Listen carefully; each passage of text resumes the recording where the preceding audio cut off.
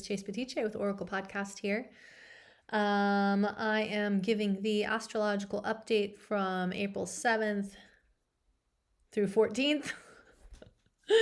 I've just been looking at the chart here and kind of coming up with the themes of this next week. I have a puppy crying in the background. I got a puppy. Well, he found me. And what are you going to do? Are you going to just give him to the pound where they're going to die? Or are you going to keep him? I think he's I'm pretty sure he's my favorite soul dog reincarnated. So, Nico. Anyway, that's Bear in the background if you hear whining. Anyway, so we're going to be talking about the astrology of this week. Some of the biggest aspects that I saw that were kind of like influential were what I noticed was that we're going to be having the Sun conjunct Chiron, and it's going to be just getting closer and closer throughout the week. And I thought we could do a little deep dive in Chiron and talk about what that would mean, what exactly that means. Well, everything revolves around the sun. So our solar system, everything revolves around the sun, which is this incredible star in the sky, this star of light, this star of illumination, of consciousness. It's really giving us information. It's helping us upgrade ourselves. It's helping us understand ourselves on a deep level. The sun is attributed to the energy of enlightenment, to the energy of light, enlightenment, this energy of awakening, really. And it's funny, as I'm becoming more and more conscious in this era, I'm developing a different relationship with the sun. I can feel that I'm developing a different relationship with the sun. It feels like I'm able to absorb it in a different way, if that makes sense. I don't know.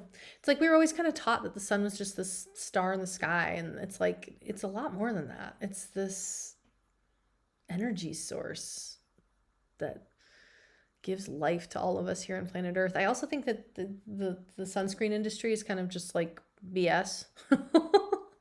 I know that like everybody's obsessed with looking old in our culture, but like we need the sun. The sun gives us, it penetrates our cells. It makes us healthy. It gives us vitamin D. It gives us power. So yeah, just don't believe all the hype. Oh, there's a puppy.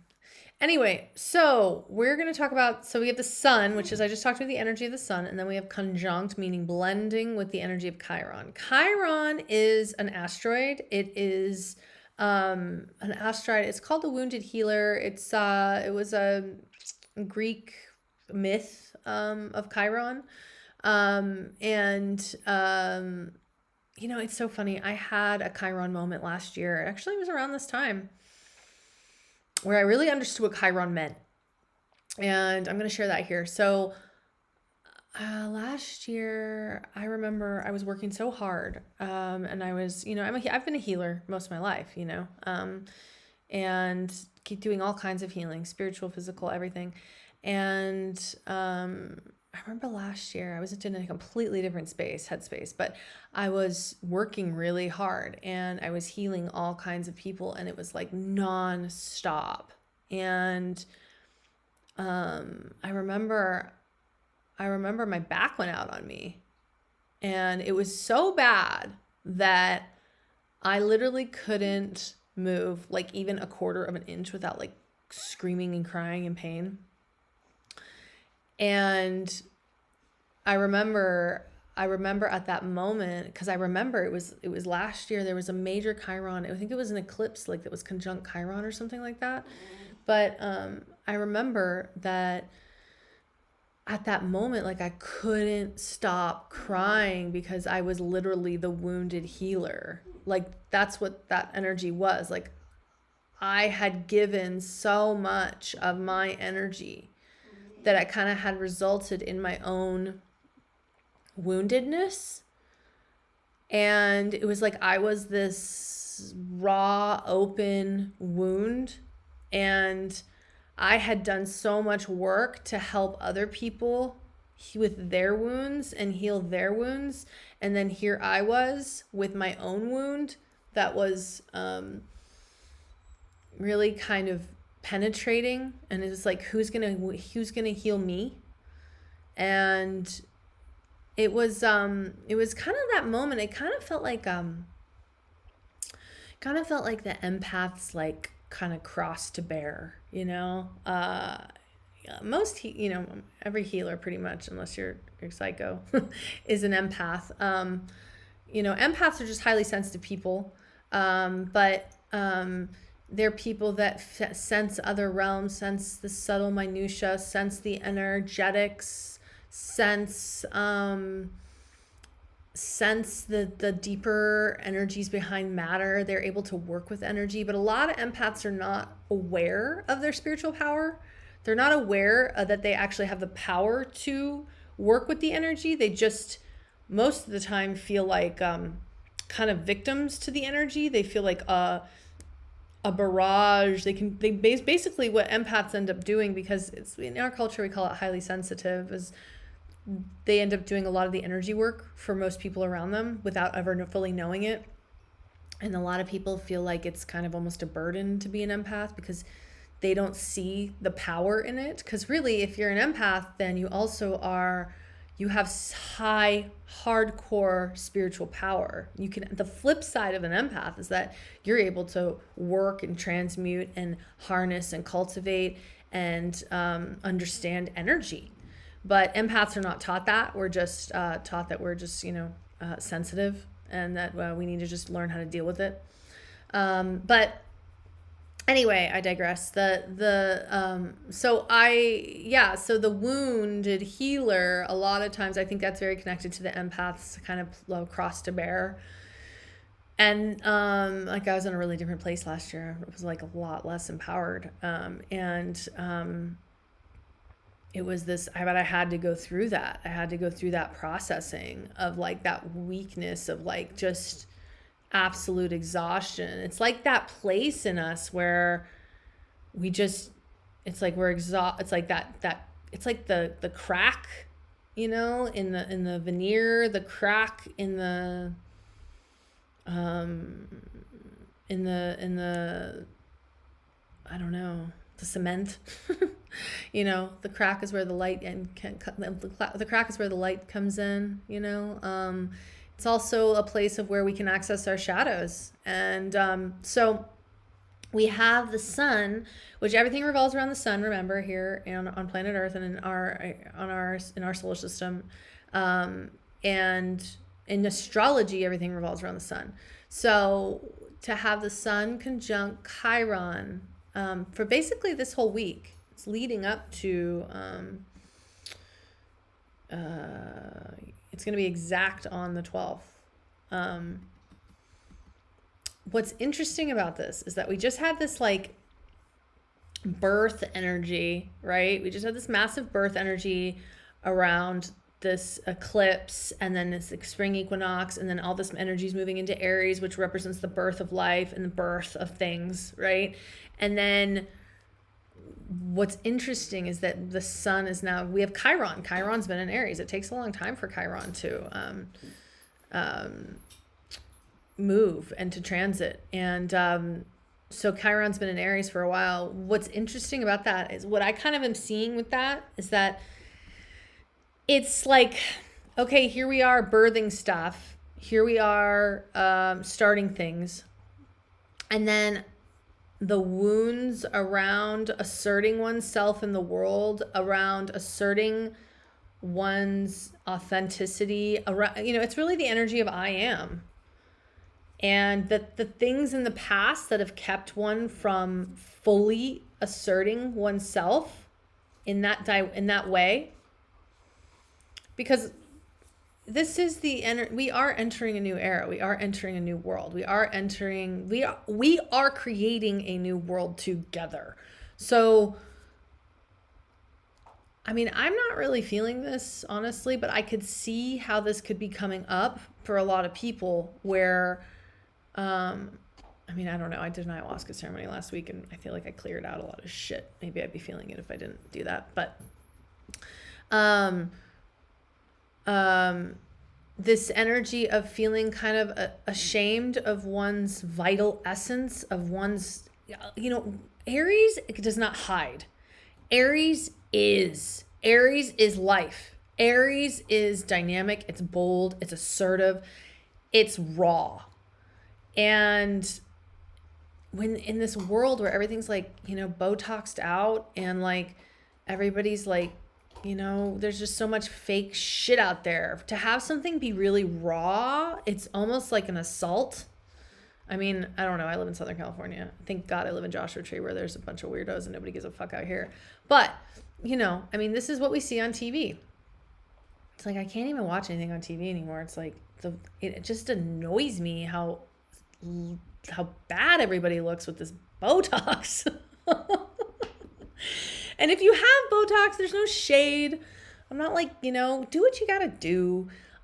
It just annoys me that we can't have people that look like human beings.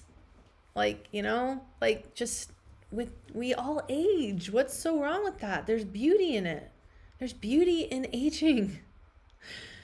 You know?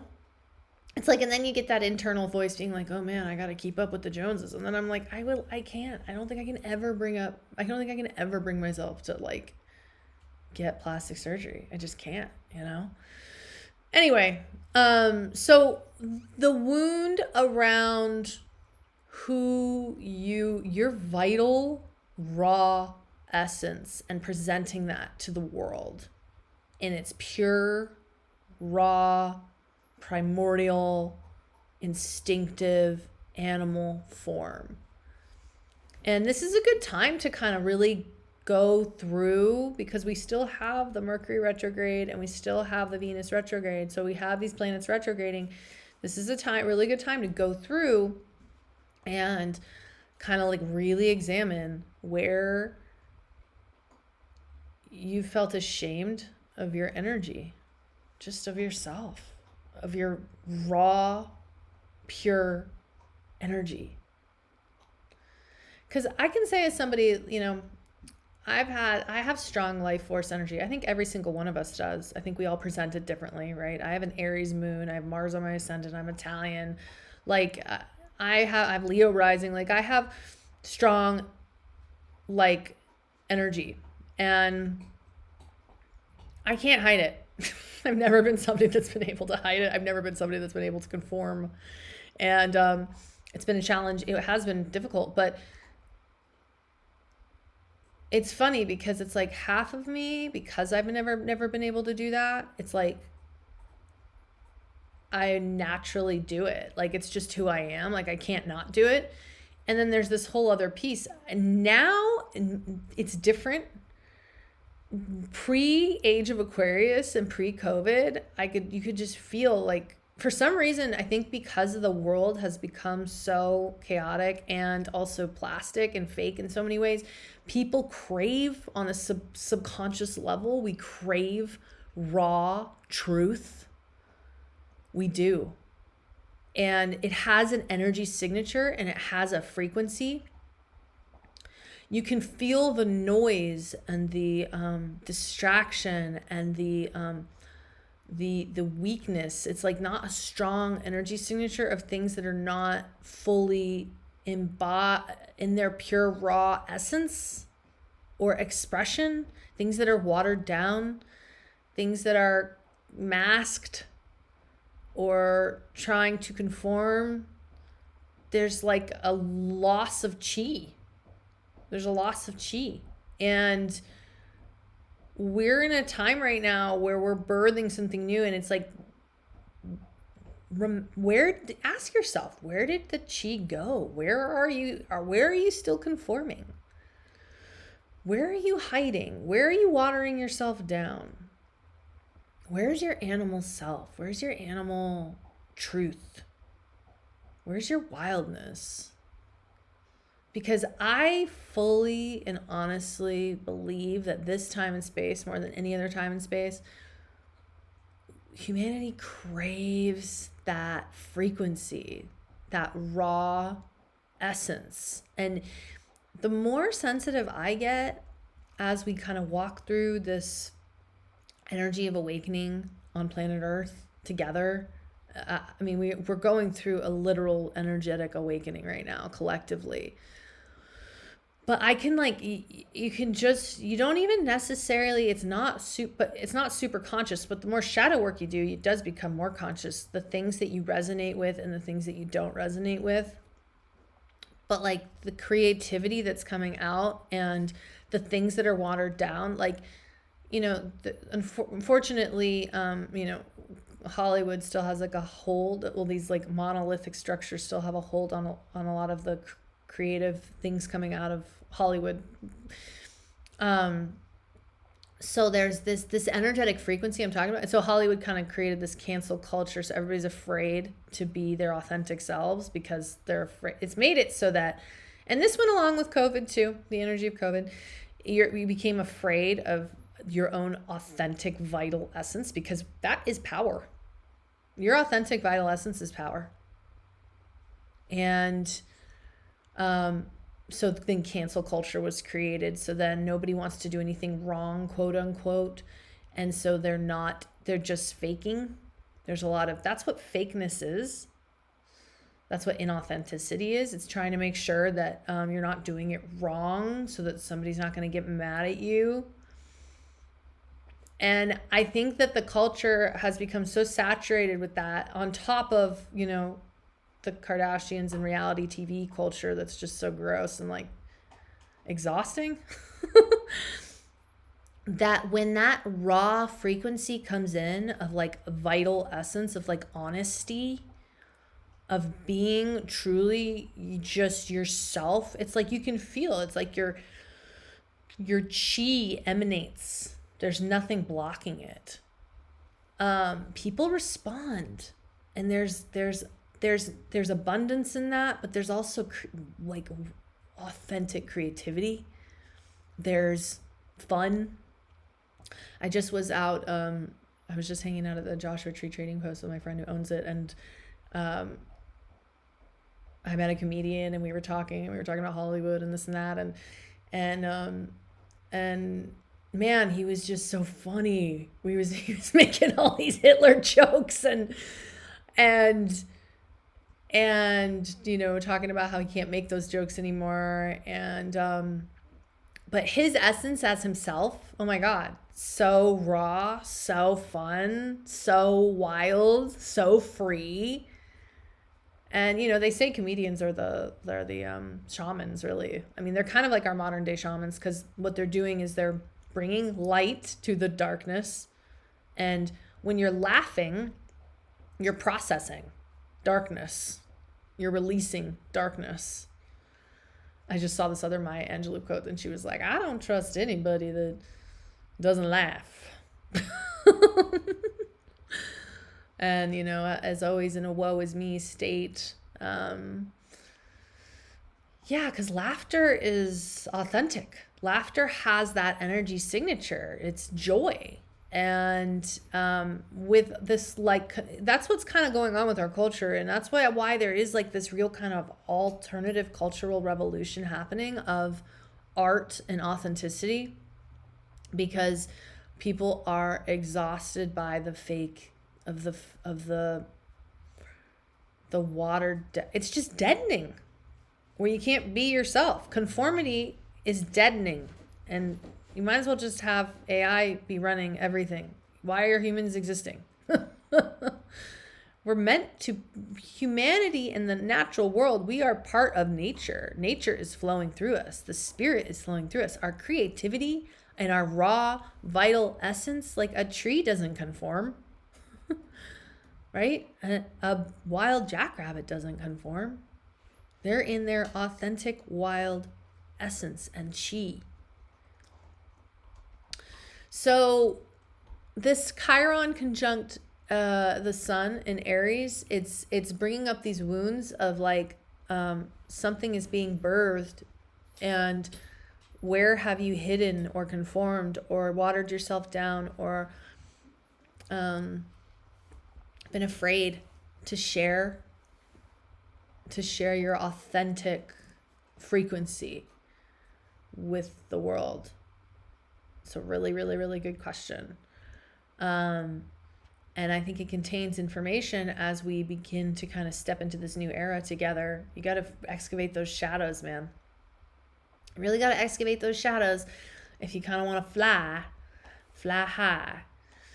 You know what I mean? Okay. The other thing that's going on is that, wow, that was 20 minutes. Whoa. Okay. Just talking my ass off here. The other thing that's going on is we have the Saturn conjunct Venus, which I think is interesting in Pisces. We still have a bunch of planets in Pisces. So we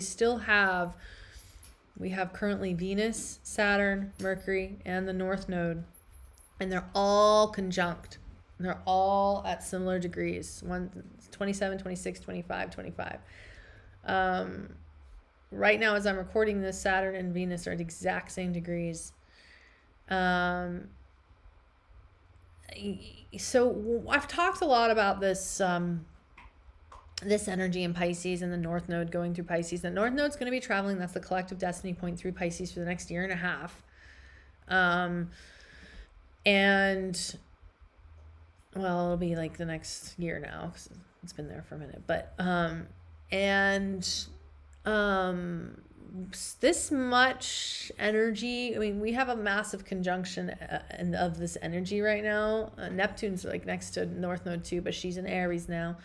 But we're still, this much Pisces energy is really giving us the ability to get these kind of really powerful spiritual downloads, to pay attention to our creativity, what our instincts, our intuition, what we're feeling, random dreams. There's messages, man. There are real messages being taught to us, given to us. I had a dream last night. I had an experience with somebody who was a total astral travel. I could feel it. Somebody I don't even know. Yeah, it was wild. We have these abilities to, right now, it's with that much Pisces, the veil is thin, man. Pisces is the last sign of the zodiac. It is the end. It is where we leave our bodies, where we go back to source, where we go back to spirit. It rules the energy of unified love and 5D and spirit, ether and substance and the stuff that's in the air that, where we go when we die. It's all of that, but it's also creative energy. It's also ruled and linked to intuition. It's very linked to intuition. So it's interesting that energy is linked to our intuition, right? Which tells us intuition is spirit living through us. Intuition is the wild core of spiritual energy, etheric spiral of time energy moving through us.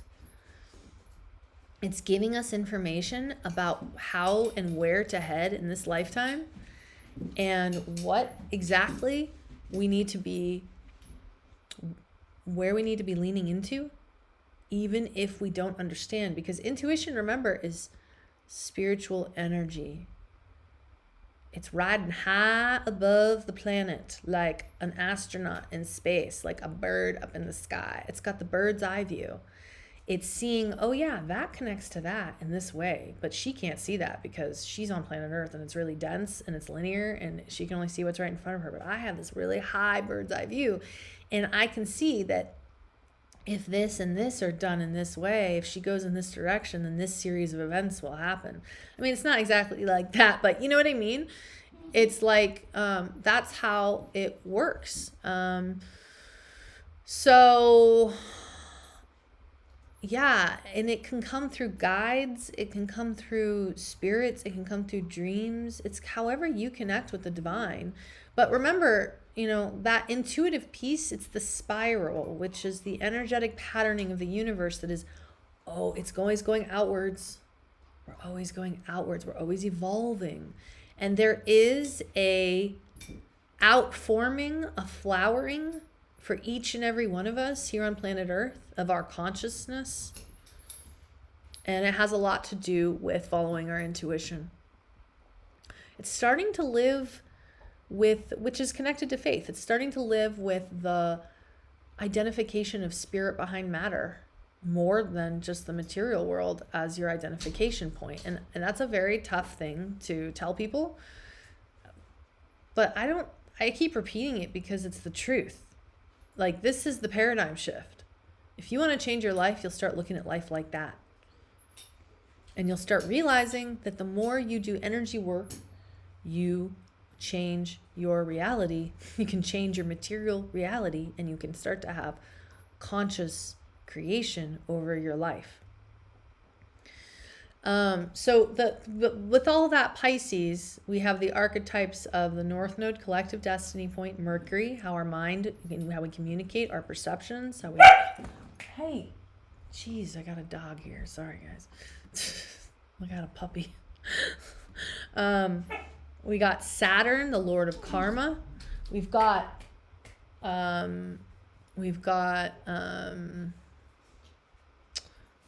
Venus, the ruler of beauty and love. What's interesting is, as I'm recording this, Venus and Saturn are exact degrees. So I kind of wrote some notes down for that. We have, it can look a lot of different ways with Saturn and Venus conjunct in Pisces. But one of the ways is,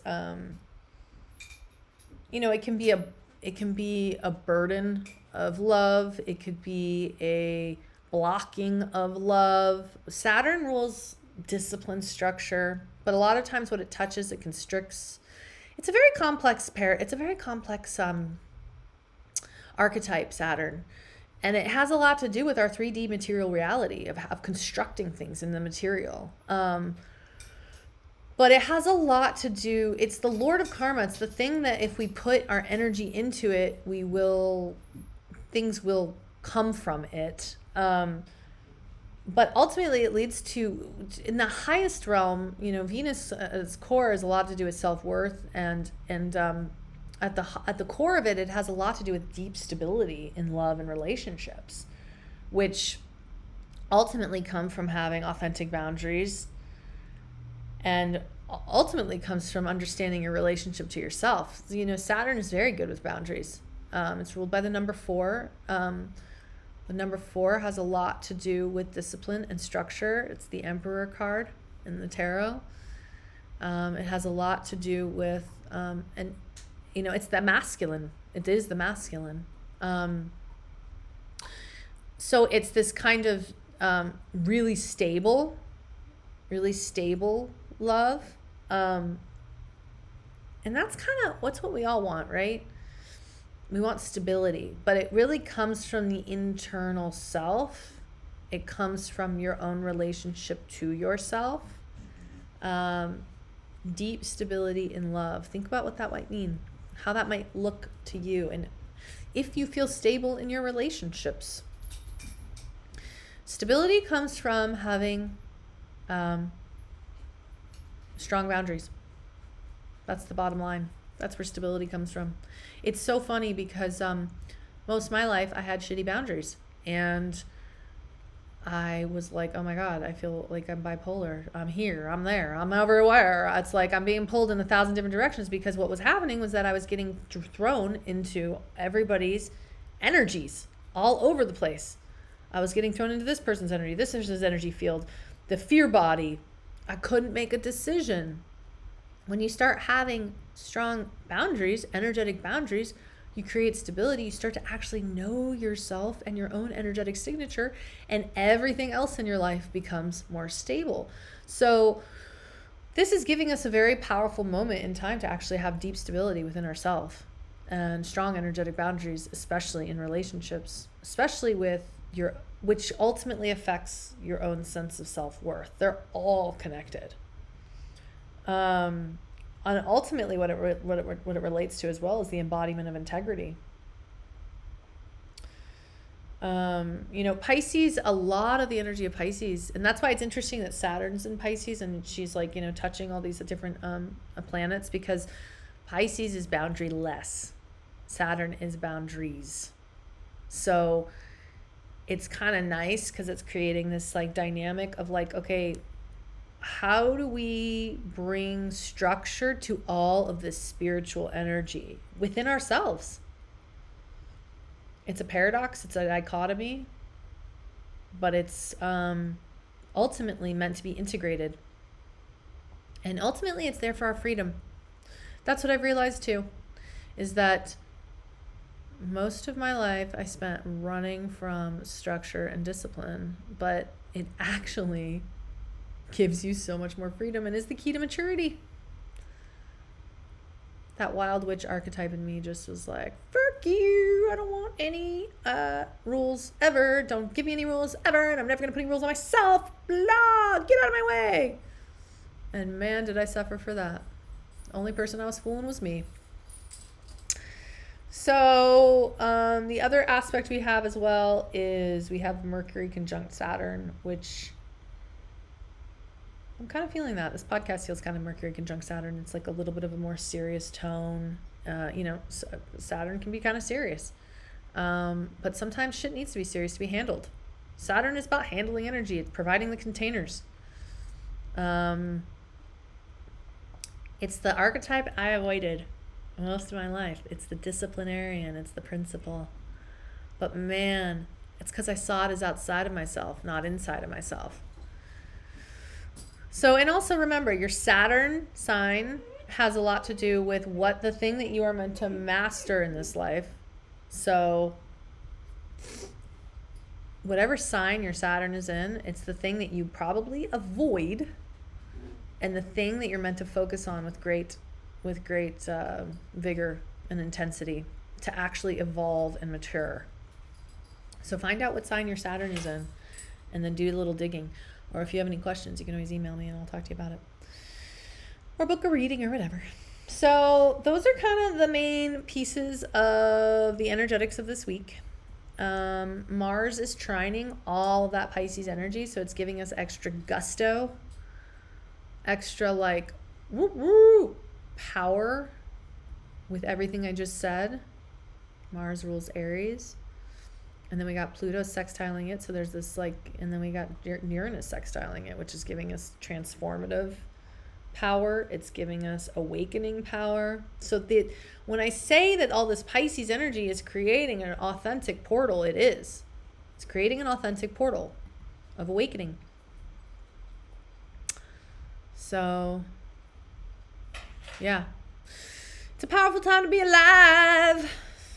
5 alive, 2025, alive in 2025. All right. I love you guys. Have a wonderful week. I'll talk to you later.